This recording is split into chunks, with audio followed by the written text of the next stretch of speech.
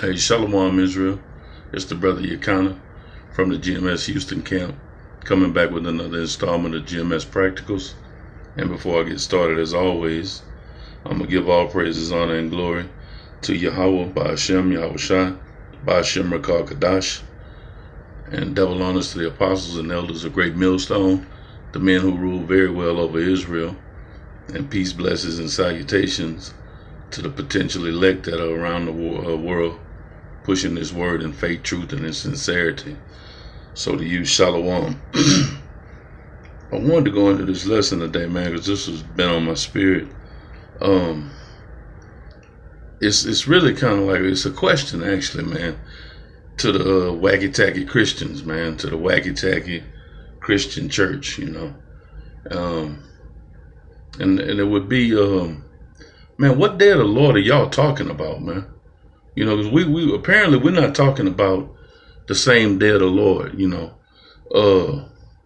Y'all are talking about, and I remember from being in the so-called church, y'all were talking about the great getting up morning and Jesus coming back on the cloud, and you know, he's gonna love everybody, and you know, it's like a wives' tale, man. You know, you know, the scriptures don't bear witness to none of that, man. You know, and y'all, you know, that great day of the Lord, that's what y'all call it. That great getting up morning when everybody's gonna come together and we're gonna all be raptured up and we're gonna get on the clouds and just float on up to heaven, man, you know. And we won't have anything to do but walk around all day. Bruh, that, first of all, that on so many levels, that don't even make no damn sense, man. Who wants to go to heaven and walk around all day? So we'll have nothing to do but walk around all day. Well, what we gonna do tomorrow? Walk around all day. What you gonna do after that? The same thing the next day. We're just gonna walk around all day. You know, but Salaki, getting back to what the day of the Lord is, man, according to the so-called Christian church and the scriptures, man, it's not the same thing. You know, I'm gonna bring out a couple of scriptures, man, and I pray that the potential elect be edified, you know. I'm going to start here in the book of Zephaniah, chapter 1, and I'm going to start at verse 14. This is Zephaniah 1 and 14. Salakia, this is, 1 and 14. Salakia. And it reads, the great day of the Lord is near. It is near. So right there is telling you, man, it is saying it twice. The day of the Lord is near. It's right around the corner, man. All the pieces are falling into place. All the prophecies are they're in motion to be fulfilled. You know, we just a short time away from when they're going to make the chip mandatory. Martial law is going to kick in. Race rides are right around the corner. FEMA camps are erected. Everything's a go, man, at this point. You know, and everything is being pushed into motion to set up the day of the Lord, you know. But the so-called church would have you believe otherwise, man. You know, I talked to some people, man, that are so-called Christians. These people are making plans. Well, you know, 10 years from now, I'm probably going to retire in about another 10 years. I'm going to give them another 10, then I'm going to just, sit it down. The kids will be out of college, you know. I won't have no bills. Me and old lady gonna do some traveling, and then all that bullshit, man. Like, you really think we got 10 or 15 years left in it? Could this go on that long? The condition of this place, man, under the rulership of this man Esau, do you really think this place could sustain 10 more years, man? Could this place handle 10 more years of Esau's rulership? There's no way, man. Now, we don't know the exact date the Most High is going to send Yahweh Shai back. We don't know. But we know it's near. The great day of the Lord is near. It is near. It hasteth greatly. I mean, it's sped up greatly. Even the voice of the day of the Lord. It goes on, the mighty men shall cry bitterly. Even your mighty men are going to cry. That day, verse 15, that day is a day of wrath. What happened to that great getting up morning? What happened to that Jesus coming back floating on the cloud, loving everybody? That don't sound that way according to these scriptures. That day is a day of wrath, a day of trouble and distress. Damn. A day of wasteness, a day of desolation, a day of darkness and gloominess, a day of clouds and thick darkness.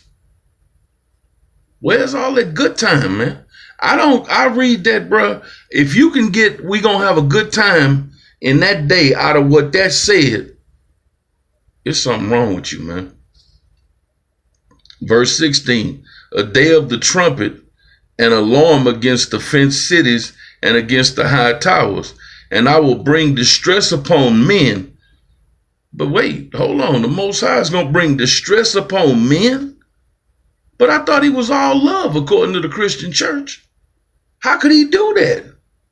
And I will bring distress upon men, they that shall walk like blind men, because they have sinned against the Lord. And their blood shall be poured out as dust, and their flesh as the dung.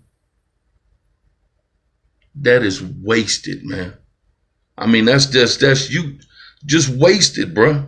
I mean, it's going to be some serious turmoil and death. That's all that's coming is woe. Death and destruction, man. Neither their silver nor their gold shall be able to deliver them in the day of the Lord's wrath. In other words, there's no getting away, no getting out of it. But the whole land shall be devoured by the fire of his jealousy. That's going to be the missiles, man. For he shall make even a speedy riddance of all them that dwell in the land. A speedy riddance. That's why the scripture says, man, this place is going to be destroyed in less than an hour, man. Its entire corporation or country, as you say, called America, aka Babylon, aka, as it says in Revelation, Sodom and Egypt, the great city that's spiritually known as Sodom and Egypt. Less than an hour, man. For he shall make even a speedy riddance of all them that dwell in the land. That's mean you out of there just like that, man. And this is the day of the Lord. This is the day that you wacky tacky Christians, you say you look forward to. We can't wait for the great day of the Lord. Boy, we gonna shout in that day. You damn right you gonna shout. Because you're gonna have missiles on your ass gonna make you shout. You're gonna see death and destruction like never seen before, man. And you will shout. You're gonna scream. Terror. Bring this out. This is Amos 5:18. This is like one of the most popular ones, man. When we talk about the day of the Lord, it reads, woe unto you that desire the day of the Lord. Destruction unto you that desire the day of the Lord. The word woe is destruction. To what end is it for you? The day of the Lord is darkness and not light. Didn't we just read in Zephaniah that this is a day of dark clouds and darkness, a day of doom and gloominess? The day of the Lord is darkness and not light, as if a man did flee from a lion and a bear met him, or went into a house and leaned his hand on the wall and the serpent bit him.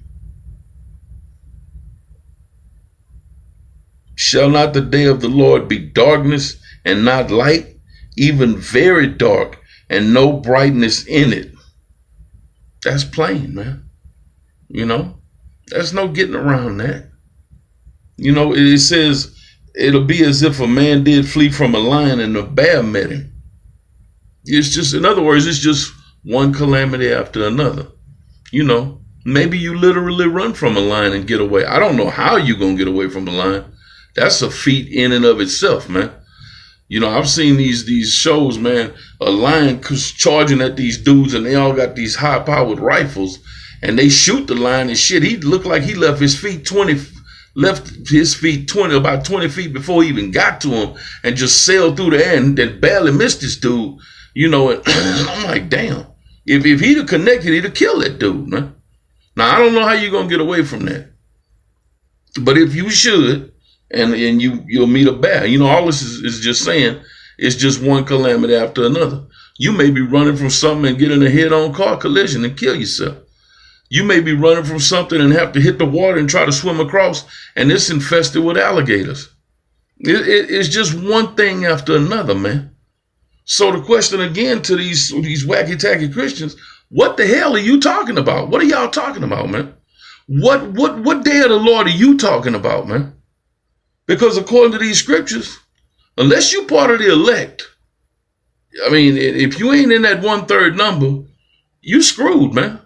That's the not the best way it could be put, but if you're not in that 1/3 number, man, if you're part of the 2/3, you're gonna be put to death. You'll be destroyed. Put it that way. So how are you getting in the Christian church that the day of the Lord is gonna be a good day, man? It starts off in verse 18 saying, woe unto you that desire the day of the Lord. For what end is it to you, or for you? Woe meaning destruction, man. and the 2/3, man, suffice to say, the 2/3 is mainly made up of the so-called Christian church, man. Y'all not gonna come out of that, man. But it's like, I always say, oh well, somebody gotta be 2/3, Why not you? Why not you? If you want to believe nonsense, why not you, But if you want to believe these scriptures, man, you'd be getting ready for the day of the Lord, doing what you could to be prepared, studying, man. You try to follow your best to follow these laws, statutes, and commandments as they're written here in these scriptures, man. But bottom line is, man, you're not going to adhere to that. You're going to listen to your wacky-tacky pastor, and he's going to get y'all all killed, man. That was all I had on that, man. I just wanted to go into that briefly and bring that out. And I pray that Israel, the potential elect of Israel, was edified. And with that, I'll say shalom.